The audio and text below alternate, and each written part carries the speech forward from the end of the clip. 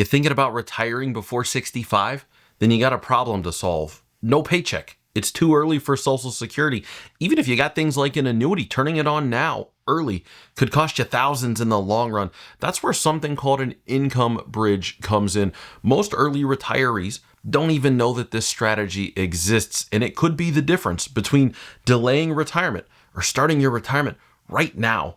Today, I'll show you exactly how it works and how you can build one for yourself. Let's start here. Imagine that you're 60. You want to retire now, right now. But if you retire right now, immediately, your income goes to zero. It's too early for Social Security. Where's the money going to come from? I guess that means that you keep working till at least 62, right? Nope, it does not. It means that you need a better strategy. That time between when you stop working and when your traditional retirement income sources kick in, that's the gap. And unless you have a plan for it, it could derail your entire retirement. But like any gap, the way across is a bridge, in this case, an income bridge, to get you retired sooner and on to living the retirement that you want to have. I talk to a lot of people in their late 50s and early 60s. They all want to retire. That's kind of the whole point of talking to me. Nobody calls me up and tells me that they want to keep working longer. They just go on about their business. But the folks that I talk to, most of them, assume that there are only a couple of choices. One, work longer to make it to those more traditional years, or two, start drawing income early, even if that hurts in the long run. But there is a third option. That's the income bridge. That's what we're talking about. And that's intentionally planning for that period of time. Now, I'll warn you, this can be a little bit uncomfortable because for some retirees, it means giving yourself permission to actually spend part of your savings on purpose. And that's hard, especially when you spent your whole life not spending that money on purpose. Now, all of a sudden, you got to flip a switch and just go on about spending it. There's actually two options for building a bridge. Stick with me here for both so that you can see which one will work best for you. To walk through the two strategies, we got to talk first about where this income is going to come from. Specifically, this is what I like to call bucket 2 money. That's your income producing intermediate term investments in a 3-bucket retirement plan. If you're not familiar with the 3-bucket approach, I got a full breakdown elsewhere on the channel. I got a bunch of videos about them, but for today, here's what matters. We're going to focus on income generating assets to build this bridge. The two strategies will both use similar tools. Think CDs, bonds, dividend paying stocks, things like that. But the philosophy, how we use the investments, is very different. And so let's paint a picture. Let's say that you're 57 years old and you're watching the video right now. You're planning to take Social Security and a pension at age 62, which is going to meet a lot of your day-to-day income needs at that point in retirement. But you want to retire today. We've got 5 years that we need to bridge between today and 62. Let's say that you need $50,000 a year, each year for those 5 years, to pay the bills and make it to the other side of the gap. And so here's your first option, bridge option number 1. We're going to call this the live off the interest type of plan. This one feels very comfortable because it's what most people want to do. In this plan, you're going to load up your second bucket with lots of income producing assets. Again, think dividend paying stocks, bonds, CDs, structured income funds, and then you're going to try to live off of what those investments produce. They're all income oriented. You're going to spend that income without touching the principal of the money. Let's say, for example, like we said, you need $50,000 a year for that 5-year window. And let's say that you're sitting there watching the video today and you got $1.3 million in your portfolio. Here's our example. You're going to keep $50,000 in the emergency fund because everybody needs some emergency fund money. So you've got $1.25 million left to work with. If we can get 5% income from an income portfolio, you'd need a full $1 million here to create the $50,000 a year in interest and dividends and avoid touching the principal. That would only leave you $250,000 left to grow for the future. And you'd also miss out on any potential growth from the $1 million for the next 5 years because you've moved it into assets that generate income and then spent up all the income to live. Now, the good news is you've still got the $1 million. The bad news is what that may cost you in the long run. I'm going to break the math down for you in just a minute to show you how it looks. But first, let's talk about what's good and bad about this type of income bridge. Some of the good parts. Emotionally, this feels very comfortable. You don't feel like you're spending anything because you still have the $1 million. You're just spending what it's earning. And it feels kind of like a paycheck because this is pretty steady, regular income, just living off of the interest. Here's the catch. The negative in this case is that when you overload bucket number 2, all of those income producing assets, you lose future growth potential from bucket 3, your growth money, because you're using so much of your money in the portfolio to create income that you get limited assets left to grow for the future. In the long run, that could mean lower income later. That can mean a smaller portfolio balance. That can mean fewer opportunities for things like Roth conversions or creating additional tax efficiency down the road.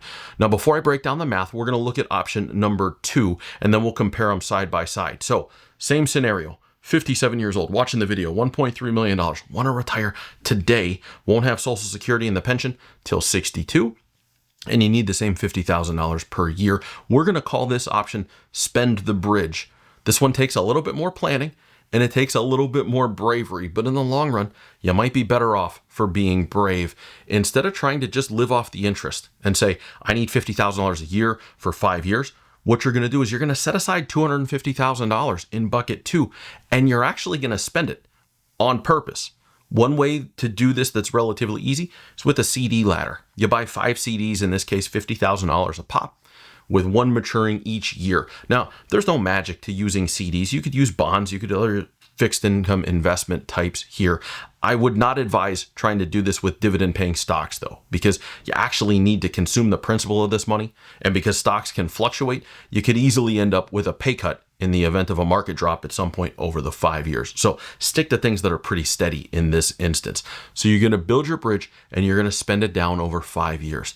The positives to this approach: it's more efficient. You've only set aside a smaller portion of the assets to use what you need. It also preserves your growth potential.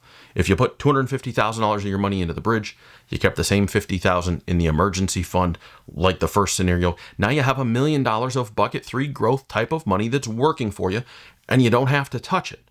This will also give you more flexibility with the portfolio overall, because you're not using $1 million to generate income today. You're only using $250,000, which gives you a lot more flexibility with the rest of the money. The drawbacks in this case: you're spending principal, you're spending actual dollars, not just interest, and that can feel scary. It requires a shift in your mindset from accumulation, of putting all this money together, to intentional drawdown. You got to be able to embrace that, and you have to be able to stay the course for this strategy to work.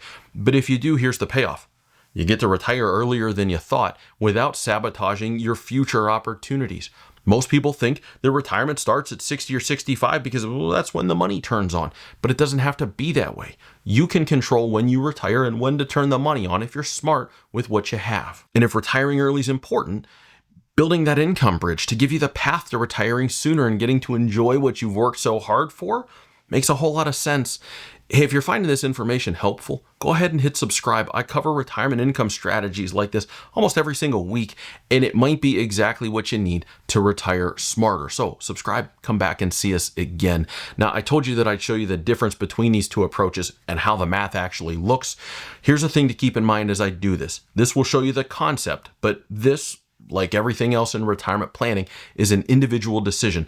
A lot of this depends on a few things, like how much income you'll need, how long of a bridge you have to build, and exactly how much you have in the portfolio. For example, in this case, the one that I just went over, building a live off the interest bridge is going to take almost 77% of your portfolio. Remember, we needed a full $1 million out of $1.3 million just to be able to live off of the interest. If you needed $1 million to generate the interest, but you had $2 million in total assets, it's going to be a very different story than what we're about to talk about. Or if you only needed a two-year bridge, again, very different story. But for now, let's look at the scenario we just outlined and see how it compares. A few assumptions in the math here. We're going to assume that we can make 5% from the income portfolio and that the growth money, the bucket 3 money, would earn us 7.5%. And so a quick look at what you got on screen here. The left side, the orange side, shows the interest-only bridge. Use $1 million of the portfolio to generate income in the first 5 years, and then you shift it over into the growth portfolio after the 5 years. And on the right-hand side, you see our spend the bridge calculation. You spend down $250,000 of real money in the first 5 years, but that allows the full $1 million in the growth portfolio to continue to grow. And you can see that over a long period of time here, over 20 years, with some simple math, this adds up to more than $400,000 in your overall portfolio, even though you spent down $250,000 up front. Now, to be clear, building a bridge is the important part, because that's what allows you to retire earlier than you may have thought.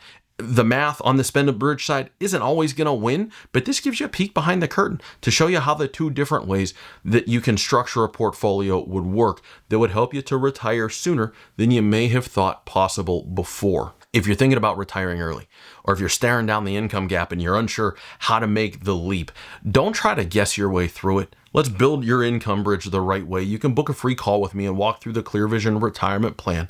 We'll help you figure out where the income will come from in retirement, when to turn on Social Security, how to use the bridge strategy that we just talked about to start your retirement sooner than you thought. The link's in the description below. Go on ahead and check it out. And if you want a deeper dive on that full bucket plan build out and how it all works, check out this guy right over here. I'll see you on the other side.